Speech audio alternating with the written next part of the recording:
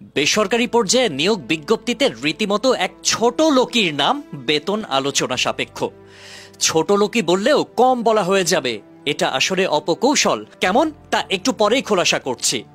আপনার প্রতিষ্ঠানে কর্মী প্রয়োজন, কর্মী নেবেন, আর সেই দিকে চেয়ে থাকে বহু সংখ্যক চাকরি প্রার্থী, অসহায় তরুণ যাদের ভবিষ্যৎ জীবনে স্বপ্ন নাড়া দেয় সব সময়, কিন্তু বাস্তবতা যে বড্ড নির্মম। আপনার দেয়া বিজ্ঞপ্তিতে আপনার কেমন লোক দরকার সেটা একদম সোজা সাপটা ভাষায় উল্লেখ করে দিয়েছেন। এই পাশ সেই পাশ, সেই অভিজ্ঞতা এই অভিজ্ঞতা, কতখানি স্মার্ট হইতে হইব, লম্বা কতটা, চওড়া কতটা হইলে ভালো হয়, কতক্ষণ ডিউটি, কত দিনের ছুটি, ইত্যাদি ইত্যাদি সকল যাবতীয় বিষয় আপনি পরিষ্কার করে বলে দিয়েছেন। খুব ভালো কথা, আপনার কেমন লোক চাই তা আপনি বলতেই পারেন, কিন্তু চাকরির বিজ্ঞাপনে বেতনের বেলায় আলোচনা সাপেক্ষে লিখে রেখেছেন কেন? আপনি কত টাকা পারিশ্রমিক তাকে দিতে প্রস্তুত সেটা কেন উল্লেখ করে দিচ্ছেন না? এটা কেন আগেই বলে দিতে পারেন না? আপনার কেমন কর্মী চাই তা ভদ্র ভাষায় আগেই উল্লেখ করে দিচ্ছেন, আর নিজে ঝামেলামুক্ত থাকতে চাইছেন যেন অপ্রয়োজনীয় কেউ আপনাকে বিরক্ত না করে। মামার বাড়ির আবদার। আপনার পদের বিপরীতে সব যোগ্যতা পূরণ করে একজন মেধাবী শিক্ষিত তরুণ তরুণী আবেদন করবে, অথচ আপনি বেতনটি উল্লেখ করবেন না। এটা কোন ধরনের নিয়ম ভাই? এই অপকৌশলের কারণ একটাই, সেটা হচ্ছে অসংখ্য বেকারের এই দেশে অতি কম পারিশ্রমিকে মানুষ পাওয়া যায়। এভাবে সহজেই তাদের শ্রম শোষণ করা যায়। একজন না করলে আরেকজন তো রেডি হয়ে আছে, আর এই সুযোগটাই আসলে আপনি নিচ্ছেন। বেতন না বললে আপনার ওখানে আবেদন করা এবং সশরীরে হাজির হওয়াটাও কারো কাছে অর্থহীন হয়ে যেতে পারে।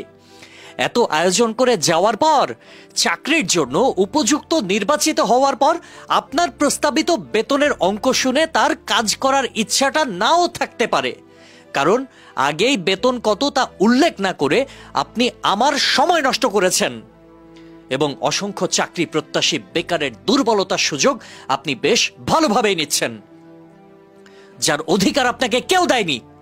এ যেন বেকারের ঠাসা দেশে এক ধরনের উপহাস। হাতে গোনা ভালো দুই একটা কোম্পানি ছাড়া সবাই চাকরি প্রত্যাশীদের অমানসিক পরিশ্রমের বিপরীতে বেতনের হতাশাজনক অঙ্কই প্রকাশ করেন, অথচ আপনারা এমন ভাব ধরেন যে এটাই দিচ্ছেন দয়া করে। আপনি নিজেকে প্রশ্ন করুন তো, একজন চাকরিজীবীর জন্য বাস্তবে কি আপনার প্রতিষ্ঠানে কোনো নীতিমালা আছে?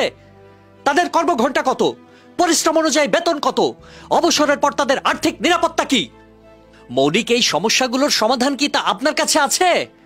বাস্তবতা এমনই নির্মম যে এসব নিয়ে স্বচ্ছ কোনো ধারণাই আপনাদের নাই। সুযোগের সদ্ব্যবহার করে আপনাদের এই শোষণ বন্ধ হোক। চাকরির বিজ্ঞপ্তিতে বেতন আলোচনা সাপেক্ষে এই লেখাটা বন্ধ হোক। বেতন যা দেবেন তা বিজ্ঞপ্তিতে পয় পয় করে উল্লেখ করেন। আপনি যেমন যোগ্যতা অনুযায়ী আপনার পছন্দ মতো লোক নিয়োগ দেওয়ার অধিকার রাখেন, চাকরি প্রার্থীরাও তার অধিকার রাখে তার বেতন কত হবে সেটা জানার। বেতন পছন্দ হলে চাকরি প্রার্থী আবেদন করবে, বেতন পছন্দ না হলে করবে না। হিসেবটা এভাবেই বরাবর হোক।